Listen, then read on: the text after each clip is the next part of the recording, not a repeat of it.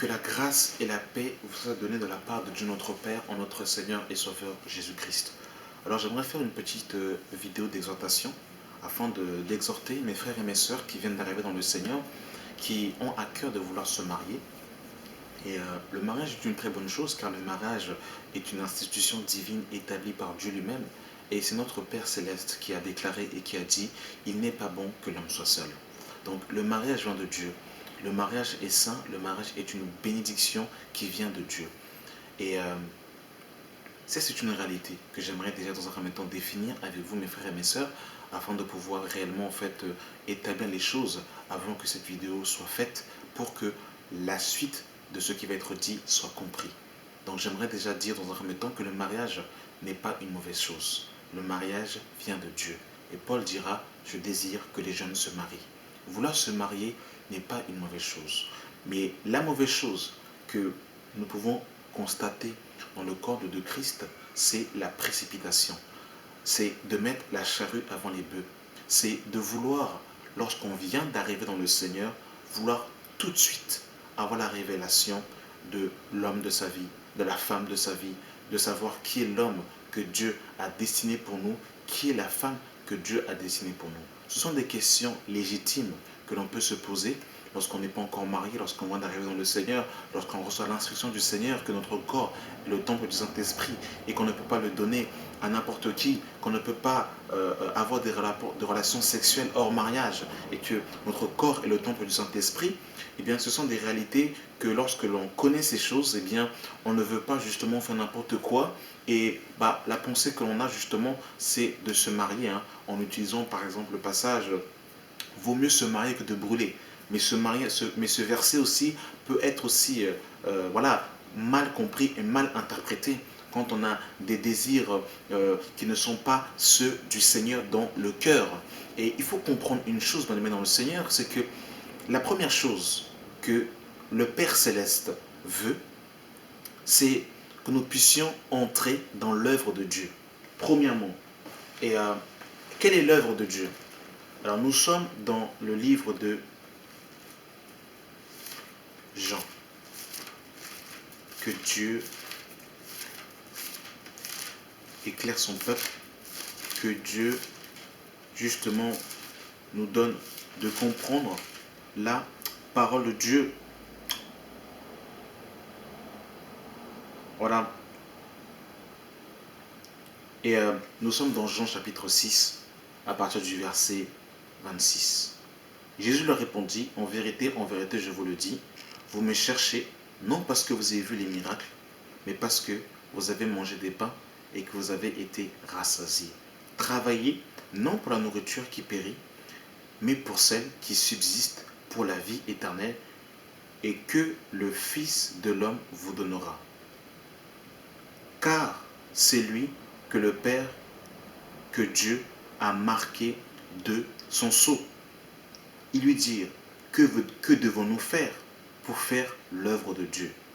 Jésus leur répondit, l'œuvre de Dieu, c'est que vous croyez à celui qui l'a envoyé. Donc, bien aimé dans le Seigneur, la première œuvre que nous devons faire, bien aimé dans le Seigneur, c'est faire l'œuvre de Dieu. Et l'œuvre de Dieu, c'est de croire en celui que le Père a envoyé. C'est de croire en Jésus-Christ, le Fils de Dieu. Et qu'est-ce que ça veut dire plus exactement? C'est de s'affermir dans la connaissance du Fils de Dieu. C'est de croître dans l'homme intérieur, dans la stature parfaite de Christ, que Jésus de Nazareth soit formé au-dedans de nous, et que nous ne soyons plus des enfants, mais que nous soyons des hommes faits, des hommes matures, des hommes responsables. Quand je parle d'hommes, c'est avec un grand H. Que nous puissions être responsables. Alors, je ne suis pas en train de fixer ici une date, alors une date une date à laquelle c'est uniquement à partir de 2 ans, à partir de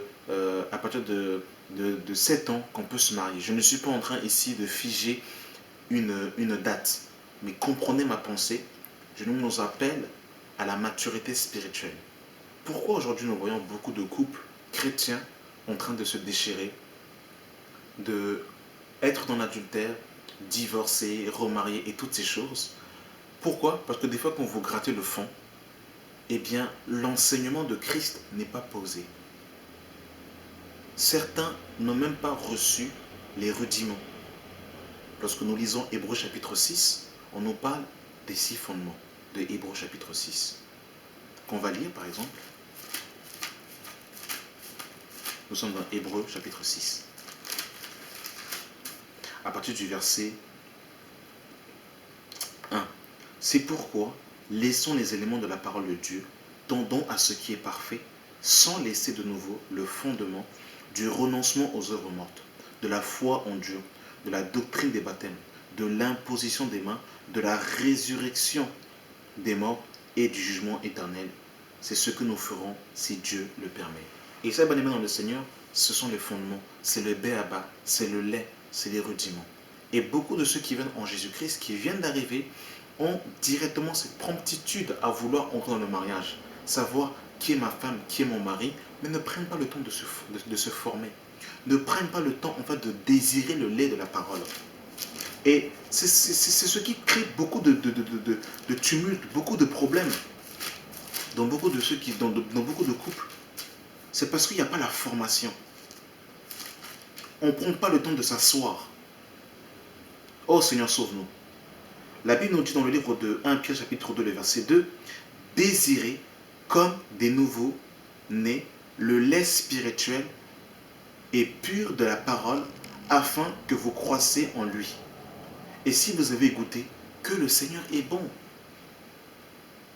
le lait de la parole, les rudiments, le fondement, que Christ soit fondé, la croix de Christ qui n'est même pas fondée dans le cœur de beaucoup de chrétiens. Paul dira dans le livre de 1 Corinthiens chapitre 2, à partir du verset 1 à 2, je n'ai pas eu la pensée de savoir parmi vous autre chose que Jésus-Christ et Jésus-Christ crucifié.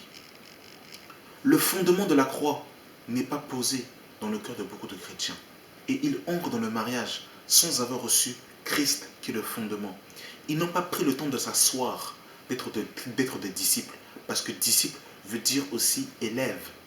Et un élève, c'est quelqu'un qui s'assoit, qui prend le temps de s'instruire, afin de pouvoir recevoir l'enseignement, l'instruction, pour pouvoir être fondé, pour ne pas être un enfant emporté à tout vent de doctrine, mais qui soit posé et établi sur le fondement des apôtres et des prophètes, Jésus-Christ étant la pierre angulaire, selon Éphésiens chapitre 2, le verset 20. C'est important, mon ami dans le Seigneur. C'est important, l'œuvre de la croix. Paul dira dans le livre de 1 Corinthiens chapitre 15, le verset 1, que je vous ai enseigné, comme je l'ai aussi reçu, que Christ est mort pour nos péchés selon les Écritures, qu'il a été enseveli et qu'il est resté le 13e jour selon les Écritures. La croix.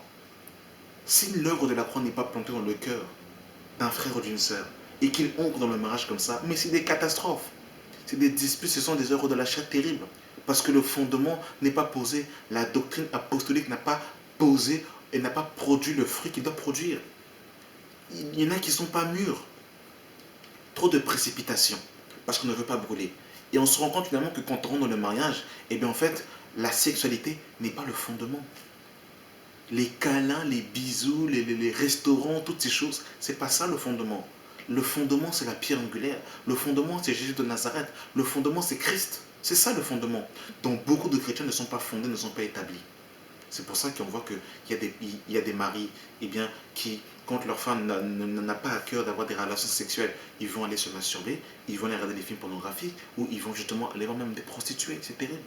On voit des femmes qui sont rebelles à leur mari, qui n'ont pas la soumission, qui ne comprennent pas qu'elles doivent être soumises à leur mari en toutes choses. On voit des femmes qui vont plus aller écouter les enseignements de certains frères qu'aller écouter justement l'instruction de leur mari. Parce que Paul dira dans le livre de 1 Corinthiens chapitre 14, à partir du verset 35, il dira justement qu'il est malséant à une femme de parler et dans une assemblée. Et si elles veulent s'entrer sur quelque chose, qu'elles interrogent leur mari à la maison. La parole de Dieu nous dira dans le livre de Genèse chapitre 3, où Dieu dira à la femme, tes désirs se porteront vers ton mari et lui, il dominera sur toi. Mais si les désirs d'une femme ne se portent pas vers son mari, mais les désirs d'une femme se portent vers plusieurs frères, elle peut être dans l'adultère spirituel. C'est terrible toutes ces choses.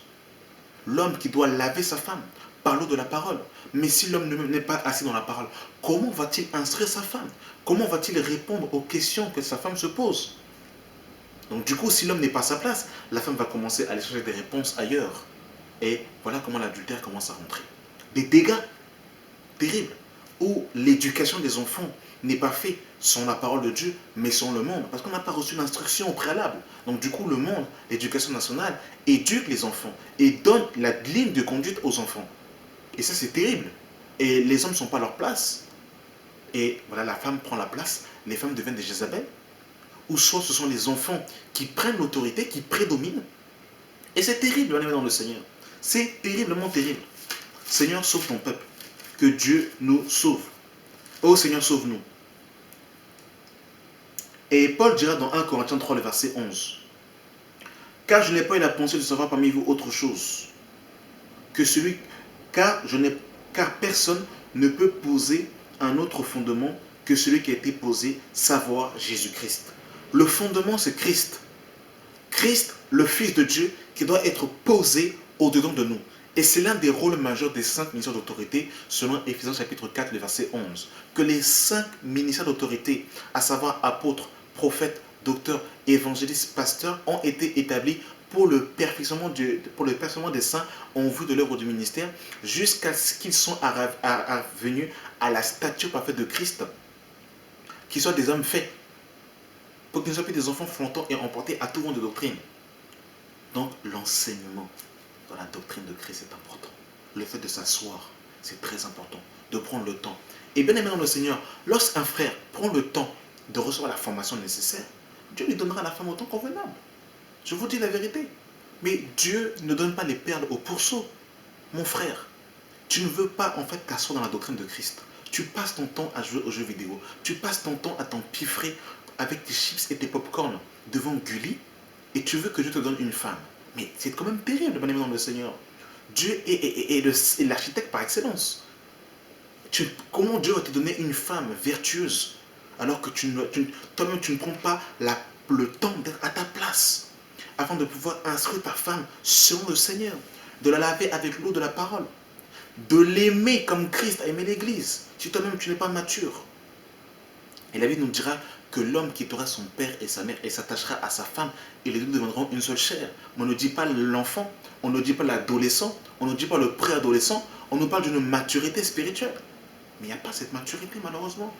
Il n'y a pas cette maturité. Aujourd'hui, tellement on brûle, tellement qu'on brûle dans le caleçon, excusez-moi l'expression, on veut courir dans le mariage. Et on n'est même pas mort par rapport au péché. Donc on se marie, mais on est encore dans la convoitise. Et c'est terrible. Et voilà comment en fait, après avoir une partie de sport physique dans l'intimité, hop, c'est bon. On repart encore à ses passe-temps, à la pratique du péché. Parce qu'on n'est pas en fait fondé dans l'œuvre de la croix. On n'est pas fondé dans la mort de la chair. On n'est pas fondé dans la victoire sur le péché. On n'est pas fondé dans Christ. Ma soeur, tu veux te marier, tu ne sais même pas faire un steak. Ce n'est pas une insulte. Mais comprenez mon langage dans le Seigneur. Parce que la Bible nous dit que la femme sage bâtit sa maison et l'insensé la revoit de ses propres mains. Ma soeur, tu passes ton temps à Zara, à H&M, tu passes ton temps sur Snapchat en train de te photographier, en train de te faire des coupes de cheveux compliquées et tu ne sais même pas passer le balai, tu veux te marier.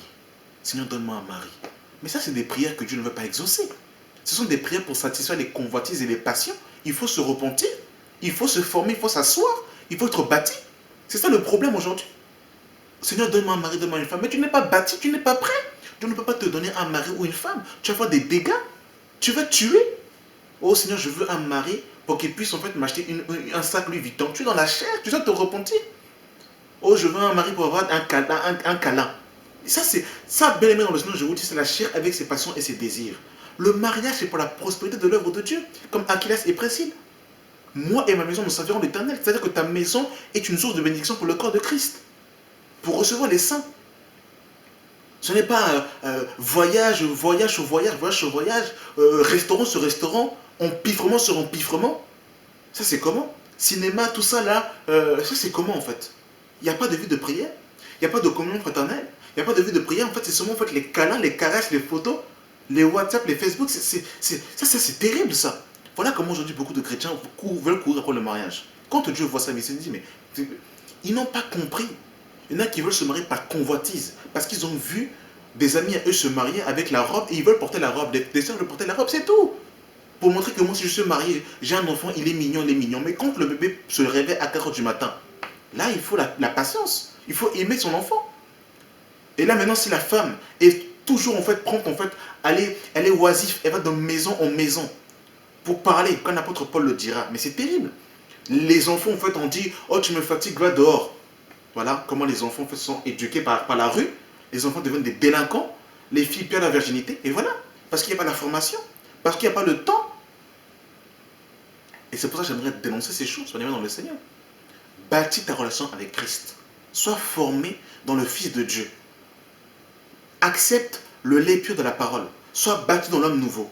C'est ça, bien dans le Seigneur. Que de courir, que de devoir courir après, en fait, justement, en fait, la chair. Pour calmer ses pulsions sexuelles. Tu es une soeur, tu ne veux pas te marier. C'est seulement McDo, Quick, KFC. Ça, c'est terrible. Ça, c'est terrible. Je ne comprends pas. Des soeurs qui se lèvent à 16 h en train de baver. Le lit n'est même pas fait. Mais ça, c'est terrible. Des frères qui n'ont même pas à cœur d'aller aller travailler. C'est seulement Nintendo, Nintendo, Nintendo. Mais ça, c'est terrible, toutes ces choses. C'est terrible. Seigneur, sauve-nous. Oh Seigneur, sauve-nous. C'est la Star Academy. Il y en a qui ne sont même pas bâtis. C'est terrible. Des hommes qui sont des dictateurs. Tu veux te marier pour écraser ta femme et tu vois que Dieu va te donner une femme vertueuse comme Rebecca. Mais on se moque du monde là. On se moque du monde. Et après, c'est comme ça, quand on ne trouve pas la personne, on commence à aller sur des sites de rencontres, on commence à aller d'assemblée en assemblée, pas pour écouter l'instruction, mais pour aller chercher en fait l'âme sœur. Oh Seigneur, sauve-nous. Que Dieu sauve son peuple. Voilà, Dieu fait toutes choses bonnes en son temps. Voilà, donc j'ai vraiment voulu nous exhorter et aussi dénoncer les œuvres infectieuses des ténèbres. Hein. Supportez-moi un peu de permettez-moi un peu de folie, mais je sais que vous me supportez. Voilà, merci d'avoir pris le temps d'écouter cette vidéo, cette exhortation que j'ai voulu partager avec vous, et vraiment que la grâce et la paix et la communion du Saint-Esprit soient votre partage.